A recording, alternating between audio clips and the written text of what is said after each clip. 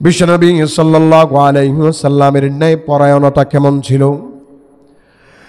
রাসূল আরবি সাল্লাল্লাহু আলাইহি ওয়াসাল্লাম হাদিস শরীফের মধ্যে বলেন, বিচারক তিন প্রকার।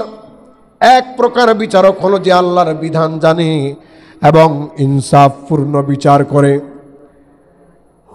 নিষ্ঠার সাথে বিচার করে, কোনো ধরনের অন্যায় আর জুলুম করে না, সামান্যতম কোনো জুলুম করে না। দুই নাম্বার হলো যে আল্লাহর বিধানগুলো জানে, রাসূলের আদর্শ জানে, কিন্তু নিজের মন গড়া মতো বিচার করে।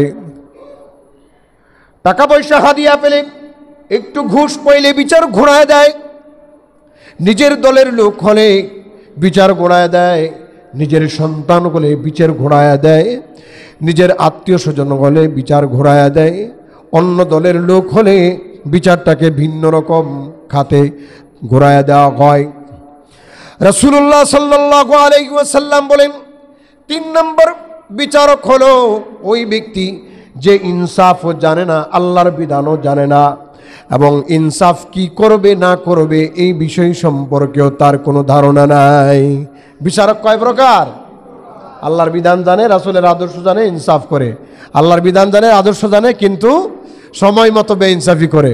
আল্লাহর বিধানও জানে না, আবার ইনসাফ কি করবে সেটাও জানে না। তার চেয়ে বড় জালেম আর কেউ হতে পারে বর্তমানে এই অবস্থা। বর্তমানে কি এই অবস্থা? তিন নম্বর ক্যাটাগরি। দুই নম্বর ক্যাটাগরি তো বহুত দূরে। বিশ্বনবী আরবি সাল্লাল্লাহু আলাইহি ওয়াসাল্লাম হাদিস শরীফের মধ্যে তিনি পরিষ্কার বলেন, আমার মেয়ে যদি চুরি করে অবশ্যই অবশ্যই আমি তার হাত কেটে দেব। আল্লাহ রাব্বুল আলামিন কোরআনুল কারীমের জন্য বলেন, ইয়া আইয়ুহাল্লাযীনা আমানু কুনু কওয়ামিনা বিল কিসতি শুহাদাআ লিল্লাহি ওয়ালাউ আলা আনফুসিকুম আবিল ওয়ালিদাইনি ওয়াল আকরাবিন। ইনসাফপূর্ণ বিচার করো, ইনসাফপূর্ণ বিচার করো, যদিও সেটা নিজের বিরুদ্ধে হয়, যদিও সেটা নিজের আত্মীয় স্বজনের বিরুদ্ধে হয়, যদিও সেটা নিজের বাবা মায়ের বিরুদ্ধে হয়, যদিও সেটা নিজের সমাজের বিরুদ্ধে হয়।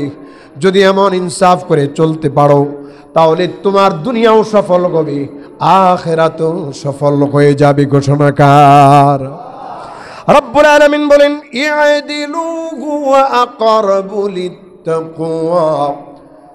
ইনসাফের সহিত বিচার করো, ইনসাফের সহিত বিচার করো, যদিও সে নিকটাত্মীয় হয় তাকওয়া অবলম্বন করো, বাপ হলেও তাকওয়া অবলম্বন করো, নিজ হলেও তাকওয়া অবলম্বন করো। পরিষ্কার বিষয় হলো, নিজের জীবদ্দশায় যদি আপনি, নিজের জীবনে যদি আপনি নিজের ব্যাপারে ইনসাফগার হন, নিজের বিচার ইনসাফপূর্ণভাবে ন্যায় নিষ্ঠা আকারে বিচার করে চলতে পারেন, তাহলে আপনি দুনিয়াতেও সফল হবেন, আখিরাতেও সফল হবেন। কারণ আপনি যে নিজের উপরে নিজের বিচার করেছেন, ইনসাফ করেছেন, অন্যায় করেননি, জুলুম করেননি, ব্যভিচার করেননি, নিজেকে অন্যায়ভাবে প্রাধান্য দেননি।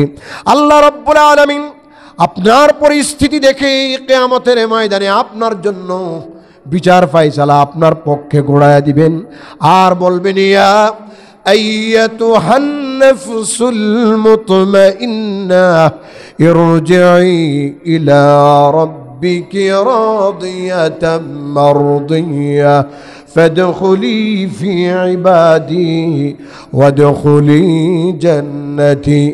আয় আয় আয় আমার বান্দায়, আমার জান্নাতে ঢুক, আমার বান্দা হয়ে যা, আমার দাস হয়ে যা, আমার জান্নাতে প্রবেশ কর। দুনিয়াতে তুই তোর বিচার ইনসাফ পূর্ণ করার কারণে, নিষ্ঠাবান হওয়ার কারণে আমি আল্লাহ পাক রব্বুল আলামিন আজকে তোর হাতে, তোর ডান হাতে আমলনামা দিয়া দিলাম, আর আমি ঘোষণা করলাম, ফাসাউফা ইউহাসাবু হিসাবান ইয়াসীরা। আল্লাহু আকবার।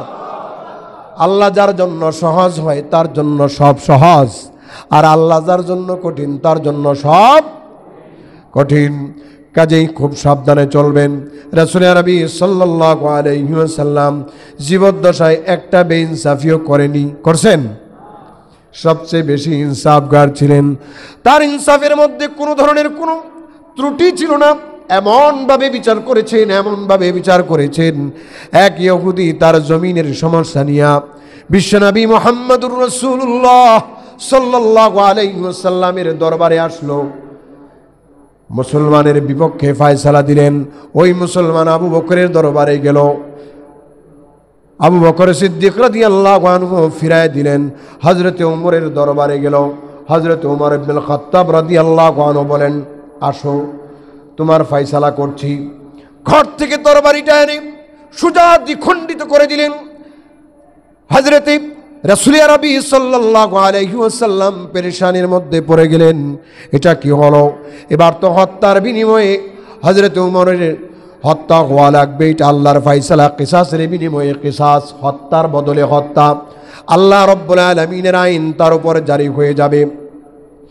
রাসূল আরবি সাল্লাল্লাহু আলাইহি ওয়াসাল্লাম পেরেশানিতে আল্লাহ তাআলা আয়াত নাযিল করলেন, ফালা ওয়া রাব্বিকা লা ইউমিনুনা হাত্তা ইউহাক্কিমুকা ফীমা শাজারা বাইনাহুম সুম্মা লা ইয়াজিদু ফী আনফুসিহিম হারাজাম মিম্মা কাদাইতা ওয়া ইউসাল্লিমু তাসলিমা।